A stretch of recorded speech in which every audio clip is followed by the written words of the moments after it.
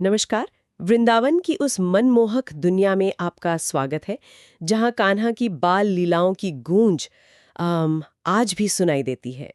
आज हमारे पास जो स्रोत सामग्री है, वो हमें सीधे ले जाती है श्रीमद् भागवतम और दूसरे भक्ति साहित्य में, जहां श्री कृष्ण की सबसे प्रसिद्ध बाल लीलाओं का जिक्र है। बिल्कुल। और हमारा मकसद सिर्फ कहानियां दोहराना नहीं है। हम कोशिश करेंगे कि इन स्रोतों के आधार पर उनके जो गहरे मतलब हैं उनको समझें। ये लीलाएं मतलब भगवान की वो दिव्य क्रीड़ाएं या काम जिनमें कोई गहरा आध्यात्मिक संदेश होता है। ये महज किस्से नहीं है, ये तो आप कह सकते हैं भारतीय आध्यात्मिक परंपरा की नींव हैं। तो चलिए फिर शुरू करते हैं। कृष्ण की उन लीलाओं में गहरा उतरते हैं और शायद सबसे जानी पहचानी लीला से शुरू करते हैं, माखन चोर लीला। ज्यादातर लोग तो इसे एक नटखट बालक की शरारत ही समझते हैं, है ना? हाँ बिल्कुल। सतह पर तो ये एक बच्चे की शरारत ही लगती है। मतलब नन्हे कृष्ण अपने दोस्तों के साथ, ग्वालबालों के साथ गोपियों के घरों में चुपके से घुस जाना और फिर वो ऊंची टंगी मटकियों से माखन चुराना, खुद भी खाना, दोस्तों को खिलाना, यहां तक कि बंदरों को भी। हाँ हाँ। और फिर वो गोपियों का झुंड आता था यशोदा मैया के पास शिकायतें लेके। बिल्कुल। और उन शिकायतों में भी एक तरह का प्रेम ही झलकता था। हाँ, वो तो था। लेकिन क्या स्रोत इसे सिर्फ इतनी ही कहानी बताते हैं या कुछ और भी है इसमें? यहीं पर बात थोड़ी गहरी हो जाती है। श्रीमद् भागवतम के दशम स्कंद में इसके बारे में एक बहुत सुंदर श्लोक है। उसमें कृष्ण को परमानंद स्वरूप कहा गया है। तो आध्यात्मिक नजरिए से देखें तो कृष्ण असल में वो भौतिक माखन के भूखे नहीं हैं। अच्छा। हाँ, वे तो भक्तों के दिल में जो स्नेह है, श्रद्धा है, समर्पण है, उस प्रेम रूपी माखन को चुराने आते हैं। गोपियों का माखन तो बस एक प्रतीक है। असल मकसद तो भक्तों का मन चुराना है, उनके प्रेम को स्वीकार करना है। अरे वाह! मतलब ये माखन सिर्फ बहाना था। असल में वो भक्तों का प्रेम चुरा रहे थे। ये तो ये तो पूरी कहानी को एक अलग ही एंगल दे देता है, प्रेम चुराने वाली बात। ये वाकई दिलचस्प है। हाँ, ये भक्ति का एक बहुत ही सुंदर रूपक है। मतलब ईश्वर को भक्त का बाहरी दिखावा नहीं चाहिए, उसके दिल की जो सच्ची भावना है वो चाहिए। ठीक वैसे ही जैसे कृष्ण को सजे धजे घरों से ज्यादा गोपियों के प्रेम से भरे हुए दिल का माखन ज्यादा प्यारा था। हम्म। तो इस लीला का सार यही है, शुद्ध सच्ची भक्ति का आकर्षण। और इसी नटखटपन और प्रेम की कहानी फिर आगे बढ़ती है ऊखल बंधन लीला में, जब माँ यशोदा उनकी शरारतों से तंग आ जाती हैं और उन्हें रस्सी से ऊखल मतलब ओखली से बांधने की कोशिश करती हैं। ये घटना भी बड़ी अजीब सी लगती है ना। कहते हैं वो रस्सी हमेशा 2 अंगुल छोटी पड़ जाती थी। हाँ, ये भी एक अद्भुत मतलब प्रतीकात्मक घटना है। माँ यशोदा की कोशिश, उनकी व्याकुलता, ये सब देखकर आखिरकार कृष्ण खुद ही उनके प्रेम के वश में बंध जाते हैं। ये दिखाता है कि वो असीम अनंत ईश्वर भी भक्त के शुद्ध प्रेम और वात्सल्य के आगे बंध जाते हैं। अच्छा। लेकिन कहानी का असली चमत्कार तो इसके बाद होता है, हाँ।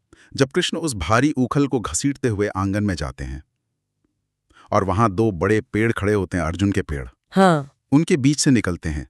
और वो पेड़ गिर जाते हैं और उनमें से 2 दिव्य पुरुष निकलते हैं, नलकुबेर और मणिग्रीव।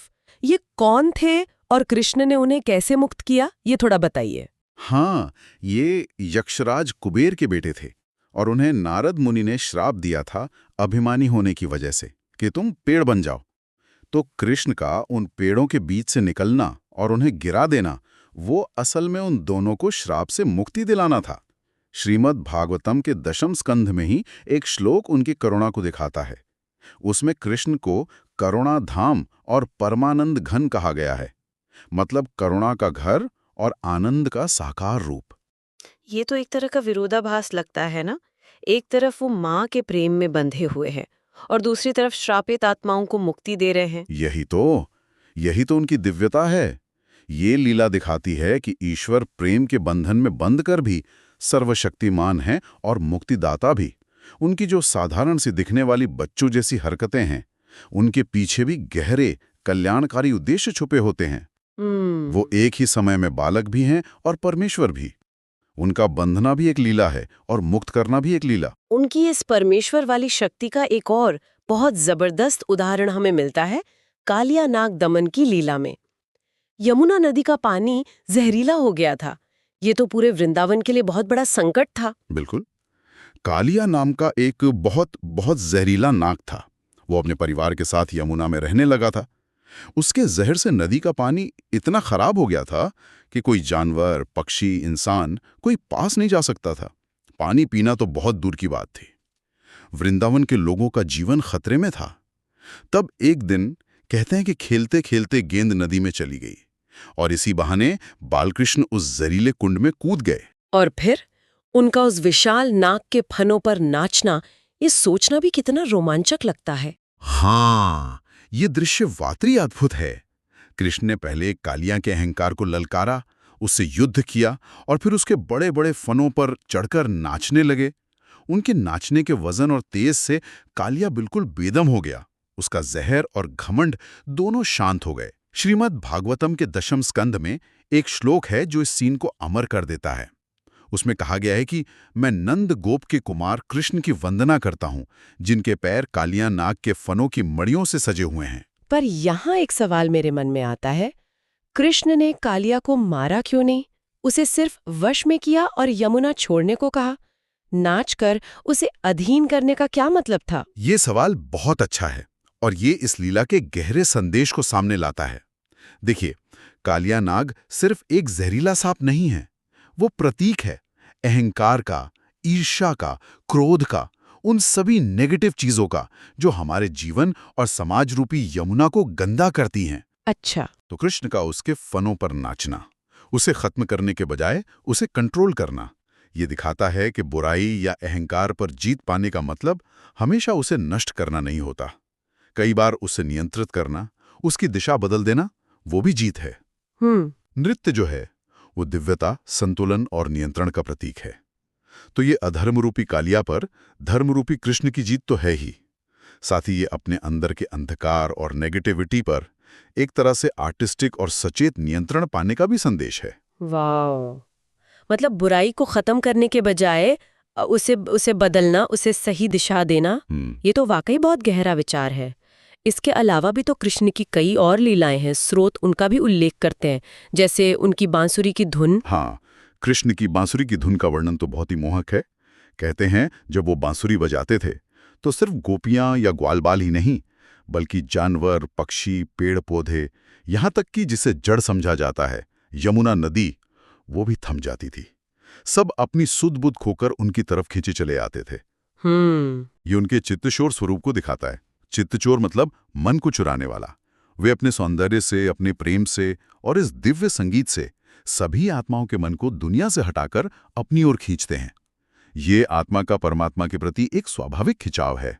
ये आकर्षण तो समझ आता है, लेकिन उनकी बाल लीलाओं में एक रक्षा और सहार वाला पहलू भी तो है। स्रोत में पूतना और तृणावर्त जैसे असुरों के वध का भी जिक्र आता है। ये घटनाएं कैसे हुई थी? हाँ, ये घटनाएं कृष्ण के जन्म के फौरन बाद की हैं, जब कंस उन्हें मारने के लिए अलग अलग तरह के असुर भेज रहा था। पूतना एक राक्षसी थी। वो एक सुंदर औरत का रूप बनाकर आई और अपने स्तनों पर बहुत खतरनाक जहर लगाकर आई थी, कृष्ण को दूध पिलाने के बहाने मारने के लिए। लेकिन नन्हे कृष्ण ने दूध पीते पीते ही उसके प्राण खींच लिए। इसी तरह तृणावर्त नाम का एक असुर था। वो बवंडर का रूप लेकर आया और कृष्ण को उड़ा ले गया, लेकिन कृष्ण ने हवा में ही उसका अंत कर दिया। एक और था शक्टासुर। वो बैलगाड़ी का रूप लेकर आया था। कृष्ण ने पालने में लेटे लेटे ही पैर मारकर उसका भी अंत कर दिया। यानी बचपन से ही वे रक्षक की भूमिका में थे। पर इन असुरों को मारने में भी क्या कोई गहरा मतलब है? बिल्कुल। श्रीमद् भागवतम का एक श्लोक उनकी इस शक्ति को प्रणाम करता है। नमस्तेस्तु महायोगिन नमस्तेस्तु महाबल। मतलब, हे महायोगी, हे महाबलशाली, आपको नमस्कार है। लेकिन यहाँ समझने वाली बात यह है कि कृष्ण का वध करना भी एक तरह से उद्धार करना ही था। उद्धार मारने में? हाँ, उन्होंने पूतना को भी, जिसने उन्हें मारने की कोशिश की थी, उसे माँ का स्थान देकर मोक्ष दिया। ये ईश्वर की बिना कारण वाली कृपा और उनके शत्रु भाव से परे होने का सबूत है। यह हमें सोचने पर मजबूर करता है कि दिव्य न्याय और करुणा कितने अलग होते हैं। उनका संहार भी असल में उन आत्माओं को उनके बुरे कर्मों के बंधन से मुक्त करके परम गति देना था। ये तो अद्भुत है। शत्रु को भी मोक्ष देना, ये वाकई साधारण मानवीय सोच से बहुत परे की बात लगती है। तो इन सभी लीलाओं को अगर हम एक साथ देखें, माखन चोरी की वो मिठास, ऊखल बंधन का प्रेम और मुक्ति, कालिया दमन में अहंकार पर जीत, बांसुरी का वो दिव्य खिंचाव और असुरों का संहार करके भी उद्धार, कृष्ण के बाल रूप में कितने कितने अलग अलग पहलू दिखते हैं। चंचलता भी, शक्ति भी और एक दिव्य मकसद भी। सही कहा आपने। इन स्रोतों का सार यही है कि कृष्ण की हर लीला, चाहे वो मीठी लगे, नटखट लगे या थोड़ी भयानक सी लगे, उसका आखिरी मकसद एक ही है। वो है जीवात्मा को माया के बंधनों से छुड़ाना, उसके हृदय को शुद्ध करना, उसे अपनी ओर खींचना और आखिरकार भक्ति और मोक्ष के रास्ते पर ले जाना। ये कथाएं सिर्फ पुरानी घटनाओं का ब्यौरा नहीं है, ये शाश्वत आध्यात्मिक सिद्धांत है जो आज भी उतने ही काम के हैं। ये हमें प्रेम, समर्पण, बुराई पर अच्छाई की जीत, अहंकार को कैसे कंट्रोल करें और ईश्वर की असीम करुणा, इन सब का पाठ पढ़ाती हैं। तो ये लीलाएं हमें ईश्वर को सिर्फ एक दूर बैठे किसी राजा या जज की तरह नहीं, बल्कि एक जीते जागते, प्रेम करने वाले और यहाँ तक कि नटखट साथी के रूप में भी देखने का नजरिया देती हैं। निश्चित रूप से ये हमें ईश्वर के साथ एक बहुत ही व्यक्तिगत और कई परतों वाला रिश्ता बनाने के लिए प्रेरित करती हैं। और जाते जाते एक विचार छोड़ जाते हैं जो स्रोत में बताई गई उस प्रसिद्ध प्रार्थना से जुड़ता है।